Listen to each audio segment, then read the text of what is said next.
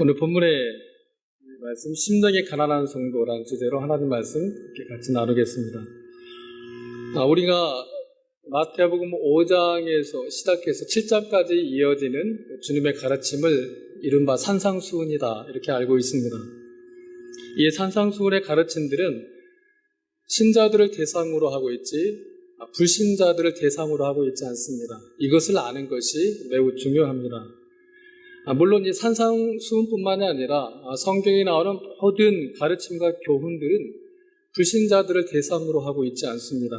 이 말인즉슨 성경의 모든 교훈들은 사람들의 어떤 윤리와 양심의 어떤 상식에 호소하는 그러한 것이 아니다라는 겁니다. 윤리와 도덕에 대한 교훈이라면 굳이 기독교가 아니더라도 다른 종교들에서 얼마든지 우리는 찾을 수가 있습니다. 윤리와 도덕을 배우기 위해서라면 꼭 기독교일 필요는 없습니다. 착하고 선한 사람이 되기 위해서 얼마든지 우리는 불교를 찾을 수 있고 유교를 찾을 수 있고 또 이슬람교를 찾을 수 있습니다. 어찌 보면 세상의 윤리와 도덕을 기준하면 우리 예수 믿는 기독교인보다 불교도들이, 이슬람교도들이 훨씬 더 우리보다 젠틀하고 선하고 착하고 좋은 일들을 많이 하고 있습니다.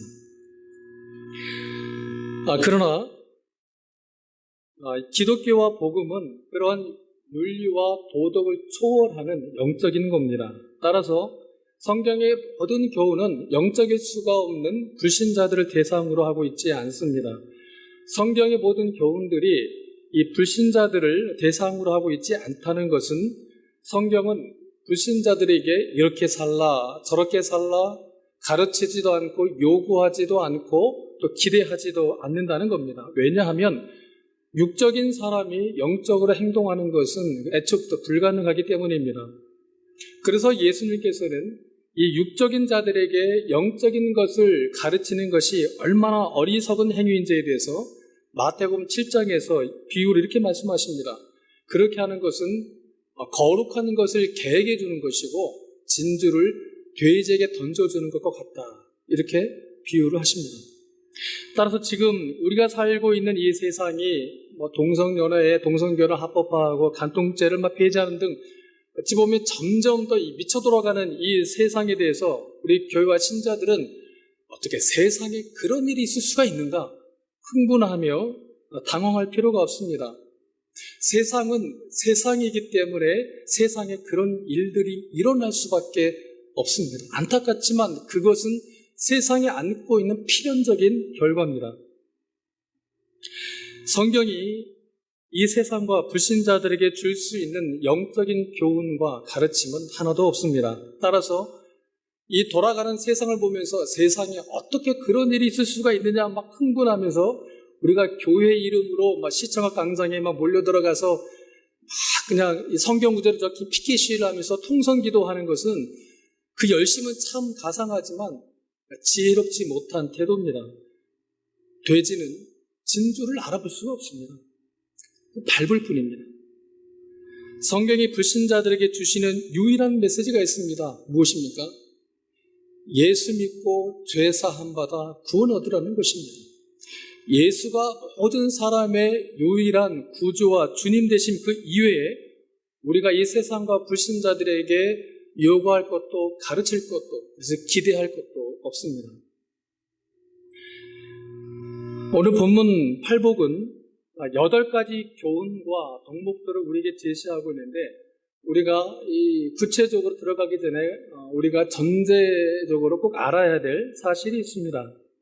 이 8가지 덕목들은 신자들이 앞으로 소유해야 할 것이 아니라 이미 소유되고 시작된 것들이라는 겁니다. 그러니까 심령이 가난해지고 또 기어나오는 마음이 애통해지고 온유하고 의에 줄이고 뭐가 있습니까? 마음이 청결하고 또 화목하게 되는 이런 모든 덕목들은 이미 우리 신자들에게 소유되어 있고 시작된 것들입니다.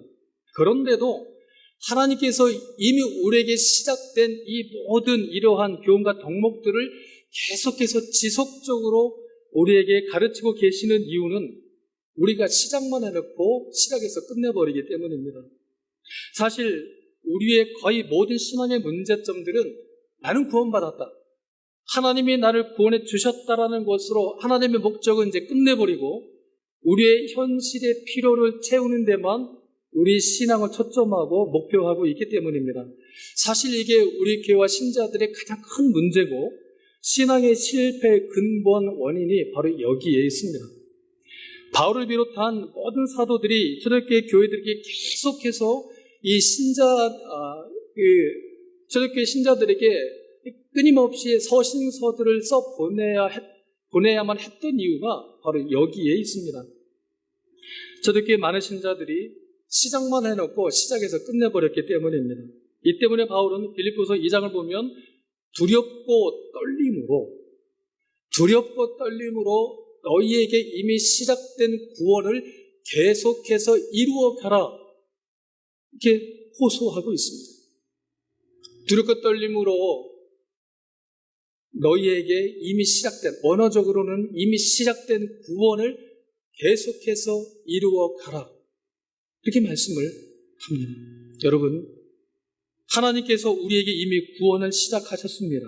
그런데 하나님께서 이미 우리에게 시작하신 이 구원을 시작해서 끝내지 말고 그 구원을 계속해서 끝까지 이루어 가는 것이 너무나 중요합니다.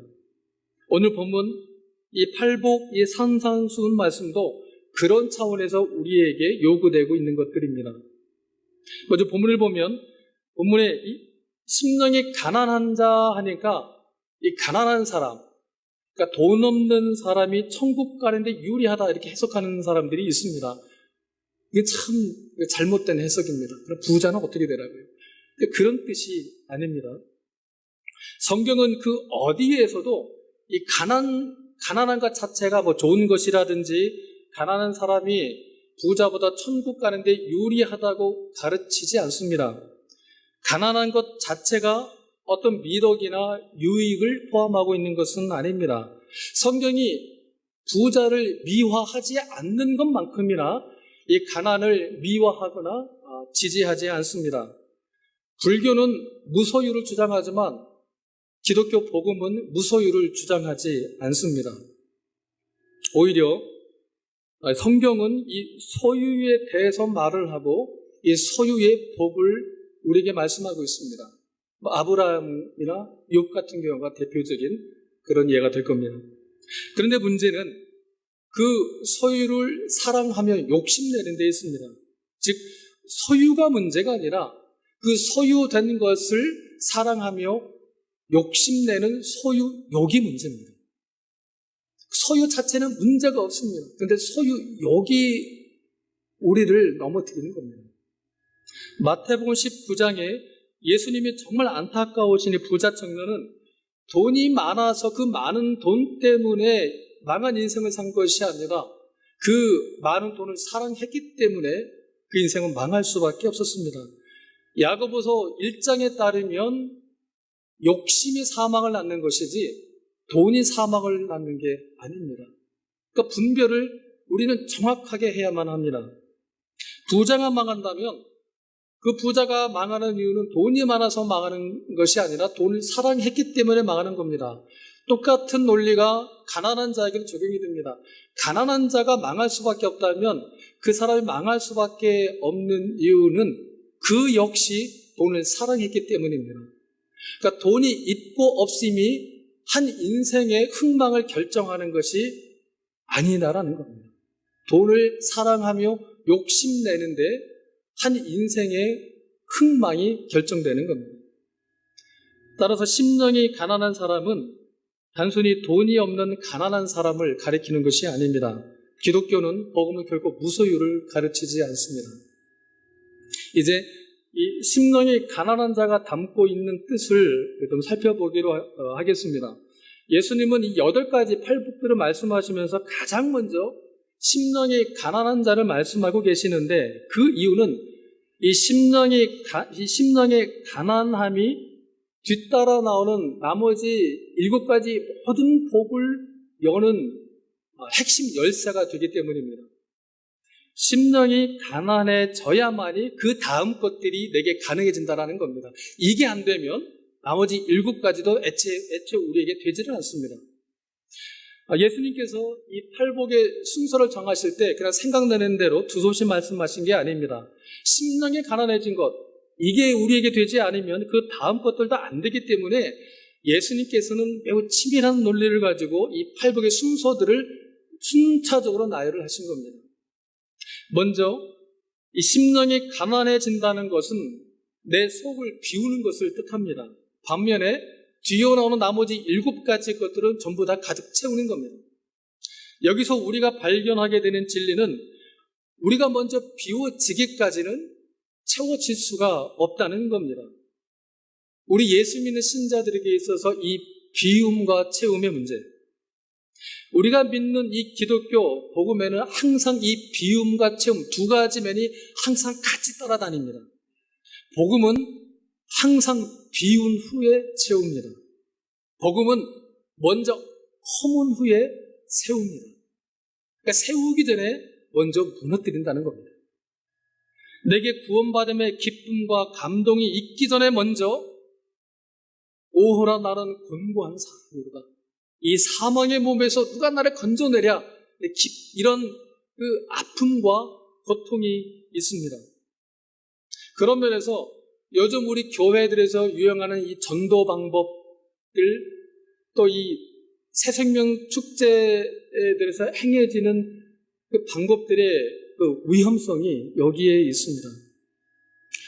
어느 한 사람이 복음 앞에 섰을 때에 곧바로 기쁨과 감동으로 그냥 직행을 합니다. 어느 한 사람이 복음 앞에 직면했습니다. 전도 축제나 새생명 축제 때. 그러면 이제 멘트하는 사회자가 이렇게 도전을 합니다. 지금 복음을 듣고 구원받기로 결단하신 분은 주저하지 말고 자리에서 일어나십시오. 일어났습니다. 그리고 곧바로 축복순이 딱 나옵니다. 당신은 하나님의 축복순을 합니다. 또 분위기가 또 막 달아오릅니다. 또 마음이 약한 분들은 또 이제 울기까지 합니다. 근데 그런 감정 어떤 그 자체를 우리가 좀 경시하면 안 되겠죠. 그렇지만 거기는 매우 그 위험한 요소가 그 안에 담겨 있습니다.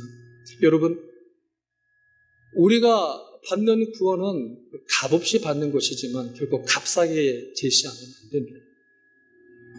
사람이 복음 앞에 섰을 때에 복음이 가장 먼저 그 사람에게 하는 일이 그로 하여금 그 사람의 실상을 보게 하는 겁니다. 바울은 뭐라고 했습니까? 바울은 복음 앞에 선 우리들에 대해서 우리의 어떤 실상과 존재에 대해서 에베소를 보면 이렇게 말합니다. 허물과 죄로 사망한 너희들이며, 에베소서 5장에서는 너희가 전에는 어두움이더니, 예수 믿기 전에 복음 앞에 직면한 한 사람의 실상에 대해서 바울은 이렇게 우리에게 일관합니다. 내가 복음 앞에 섰을 때에 이 복음은 가장 먼저 나로 하여금 나라는 존재가 얼마나 깜깜한 어두움이며 허물과 죄로 죽은 존재로밖에 달리 설명될 수 없는 존재임을 우리에게 드러냅니다. 그리고 이러한 우리의 죄됨과 연약함을 우리에게 가장 잘 드러내고 또 생각나게 하기 위해서 성경이 선택하고 있는 단어가 매우 뜻밖에도 은혜라고 하는 단어입니다. 이 은혜라는 말이 또 우리가 얼마나 죄된 존재이며 연약한 존재인가를 가장 선명하게 드러내줍니다. 그런데 많은 분들이 이 은혜라는 단어를 쓸 때 어떻게 쓰는가 하면 우리가 바라고 요구하는 것을 채워주는 기독교적인 용어로 사용되는 경우가 사실 참 많습니다. 저도 예외는 아닙니다. 그러니까 성경이 의도하고 있는 이 은혜에 대한 이 잘못된, 그러니까 부족한 이해 때문에 그렇습니다. 은혜 주십시오라는 말을 보통 여러분은 어떤 경우에 씁니까? 제가 은혜 받았습니다 할 때 보통 우리는 어떤 경우에 씁니까? 많은 경우 내 기대와 요구를 채우기를 원할 겁니다. 그래서 이번에 주님께서 내게 은혜 주셔서 내 사업이 대박났습니다.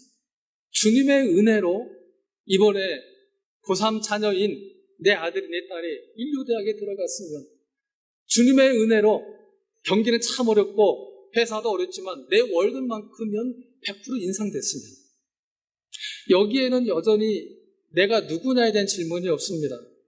은혜를 우리의 현실의 필요와 욕심에 연결시킵니다.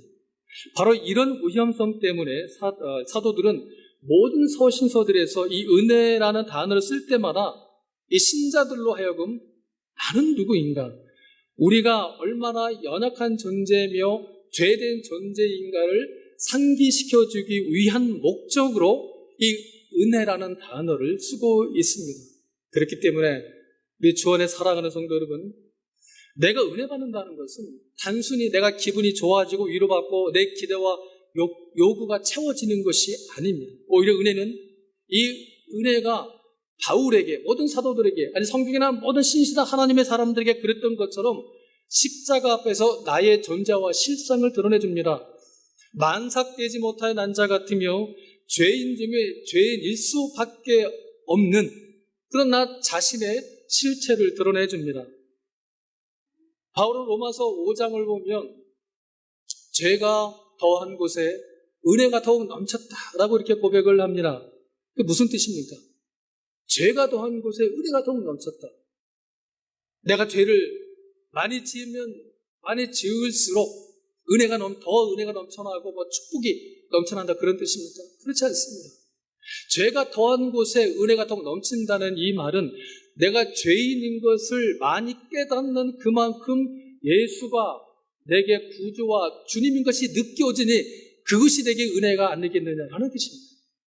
우리 역시 마찬가지입니다. 내가 지금 이렇게 나 된 것, 우리가 지금 이 신앙의 자리에 앉아 있을 수 있는 것, 우리가 이 신앙을 여전히 잃어버리지 않고 지속할 수 있는 것은 우리의 어떤 남다른 열심이나 헌신이나 어떤 실력이나 탁월함 때문이 아니고 오직 하나님의 은혜인 것을 늘 경험하게 됩니다. 그래서 참 다행입니다. 만약 우리 보고 선택하라고 그랬다면 우리 중 단 한 사람도 이 자리에 오지 않았을 겁니다. 신앙을 선택하지 않았을 겁니다. 우리 모두의 실상은 죄인 중에 죄인이요 만삭되지 못해서 난자 같은 그런 허물진 백성이기 때문에 우리 보고 선택하라고 했다면 단 한 사람도 이 신앙과 믿음의 자리로 오지 않았을 겁니다. 오직 하나님이 우리를 강권하시고 은혜의 길로 몰아넣으셨기 때문에 우리가 이 믿음의 자리로 오게 된 것이고, 그리고 이 믿음의 자리가 지금도 내게 유지되고 있는 겁니다. 그러니까 오해하지 말아야 합니다. 내 힘과 어떤 내 실력으로 내 신앙을 내가 유지하고 있는 것이 아닙니다. 그렇게 생각하기 때문에 믿음의 대가를 자꾸 요구하는 게 아니겠습니까? 믿음은 내게 유지되고 있는 것입니다. 하나님의 은혜로. 이것을 우리가 명심해야만 합니다. 두 번째, 주님은 심령이 가난하다 할 때에 이 가난이라는 말을 이 세상의 세속정신, 다른 말로 이 세속성이라고 하는 이 어떤 세속정신에 지배받지 않는다는 의미로 이 가난을 말씀하신 겁니다. 따라서 심령이 가난한 사람이란 이 세속정신, 세속성에 지배받지 않는 사람입니다. 그러면 이 세속성이란 무엇을 뜻하는 거에 대해서 이 바울은 이 고린도후서 4장을 보면 이 세속성을 우리 눈에 보이는 그 수명이 잠깐인 것들로 묘사합니다. 베드로는 베드로후서 1장에서 이 세속성을 이 세상에 썩어질 것들로 표현합니다. 그런데 이 세속성이 우리 신자들에게도 얼마나 교묘하고 미묘한 유혹인지 모릅니다. 나도 모르는 사이에 예수 믿고 난 이후에도 나도 모르는 사이에 이 세속성에 물들 뿐만 아니라 심지어는 주의 이름으로 이 세속성을 구하기까지 합니다. 어느 랍비 문헌에 기록되어 있는 그 에피소드입니다. 한 랍비가 하나님께 기도하는 중에 있었습니다. 기도하는 중에 하나님께 이렇게 이제 여쭈었습니다. 하나님께는 1000년이라는 세월이 단 1초에 불과하다는 말이 사실입니까? 시편 90편 4절에 있는 말씀입니다. 주의 목전에는 1000년이 지나간 어제 같으며 밤의 한 순간 같을 뿐입니다. 그 말씀을 구약에 정통한 사람이니까 이 말씀을 이용해서 하나님께 여쭌 겁니다. 하나님께 답하셨습니다. 그 말이 사실이다. 그러나 또 한 가지 질문합니다. 그럼 하나님께는 100억 원이 이론에 불과하다는 것도 사실입니까? 그것도 사실이다. 그러자 이 랍비가 기다렸다는 듯이 하나님께 이렇게 요청합니다. 그렇다면 하나님, 간절히 구하오니 지금 제게 1원만 주십시오. 하나님께서 답하셨습니다. 주고 말고. 그런데 1초만 기다려라. 저는 예화도 어렵습니다. 이게 설교가 가뜩이나 재미없고 딱딱한데 그 예화라도 쉬워야 되는데 한 주만 더 참으십시오. 이 주의 이름으로 이 세상에 썩어질 것들을 담하게 하는 이 세속성의 교묘한 유혹이 여기에 있습니다. 그 대놓고 들이대지 않습니다. 얼마나 기묘하고 미묘하게 주의 이름으로 탐하게 하는지 모릅니다. 한편 이 세속성은 하나님 이외의 다른 것들을 나의 힘과 실력으로 삼고자 하는 데서도 나타납니다. 이 세상의 것들을 소유하는 데서 이 자기 자신의 존재 가치와 삶의 의미를 확인받고자 하는 바로 그것이 세속성입니다. 그런데 이 세속성이 또 얼마나 교묘하냐 하면 우리의 옳은 명분과 정당한 행동에도 얼마든지 이 세속성이 나타난다는 겁니다. 가령 이 설교 잘하는 목회자, 저는 아예 처음부터 해당도 안 되지만 이런 유혹도 없지만 설교 잘하는 목회자들에게 가장 위험한 그 세속성이 무엇인지 아십니까? 이겁니다. 나 설교 잘하지. 이 설교 잘하면서 목사로서의 이 가치를 확인받고 싶어하는 이 욕심이 설교 잘하는 목사들에게 가장 위험한 세속성입니다. 거룩한 주일날에는 우리가 예배 복장을 정말 잘 갖추고 나옵시다. 얼마나 옳고 바른 말입니까? 그런데 이 옳은 명분이 한순간에 사람을 죽입니다. 어떻게 해요? 넌 주일날 왜 복장이 그모야? 이게 세속성. 나도 모르는 사이에 이 마음이 나를 파고들고 입에서 나옵니다. 나는 예수 믿고 나서 술 끊었는데 넌 왜 아직도 술들을 못 끊고 그 모양이야? 이렇게 나는 술을 끊었다는 것으로 상대방의 연약함을 드러내는 것이 세속성입니다. 주일 성수 문제 예를 들어볼까요? 주일 성수하는 것 귀합니다. 그런데 이 주일 성수 그 자체를 목적으로 삼으면 이게 세속성입니다. 많은 성도들이 나는 주일 성수했다는 것으로 이 주일 성수의 의미와 목적을 끝내버립니다. 마치 아이들이 학교 숙제를 끝내는 것과 똑같습니다. 선생님들이 학생들에게 숙제를 내주는 목적이 어디에 있습니까? 숙제를 마치는 데 있는가요? 아닙니다. 그 숙제를 통해서 그 아이의 실력이 향상되게 하는데 그 숙제의 목적이 있습니다. 여러분, 주일 성수의 목적이 어디에 있습니까? 주일 성수 그 자체가 목적이 아니라 주일 성수를 통해서 내 영적 실력이 향상되는 게 있습니다. 그래서 아침에 교회 들어올 때는 마귀 얼굴로 들어왔지만 예배 마치고 나아갈 때는 천사의 얼굴로 나아가는 거예요.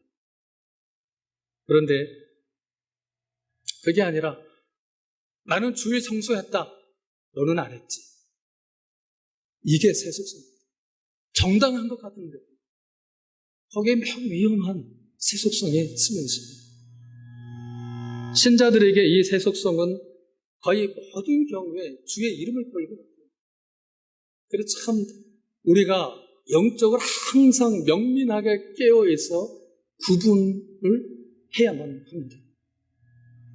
여러분, 심령이 가난하다는 것은 바로 이 새 속성의 지배를 받지 않는 것을 뜻합니다.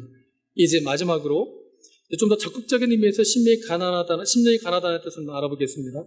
심령이 가난하다는 것은 영적인 가난을 뜻합니다. 영적으로 가난하다는 것은 하나님 앞에서 나 자신의 무능과 무지를 보고 확인받는 것을 뜻합니다. 그래서 우리 자신의 힘과 실력으로는 결과를 낼 수 있거나 산출할 수 있는 것이 하나도 없음을 깨닫는 것입니다. 이 한 번 호흡하는 것도 하나님께서 내게 허락하셨기 때문에 내가 할 수 있는 것임을 깨닫는 겁니다. 내 실력으로 호흡할 수 있는 것이 아닙니다. 따라서 여러분, 심령이 가난해진다는 것은 우리의 신앙이 누가 누구보다 나으며 훌륭하냐는 힘과 실력의 문제가 아님을 깨닫는 것입니다. 물론 이 세상은 이 성공을 실력과 능력의 가치를 두며 매우 중요시합니다. 실력으로 사람을 나누고 줄을 세우고 가치를 매깁니다. 그래서 세상의 모든 가치들은 전부 다 언제나 싸움하며 경쟁하는 가치들입니다.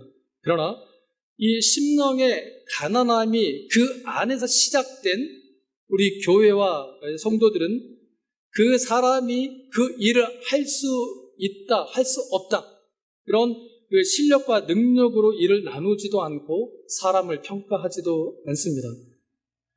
심령이 가난한 자들의 모임인 우리 교회와 신자들이 하려는 일은 어느 옛날 동화의 노부부와 같습니다. 그 노부부는 부부금슬이 매우 좋았습니다. 할머니가 항상 할아버지를 칭찬합니다.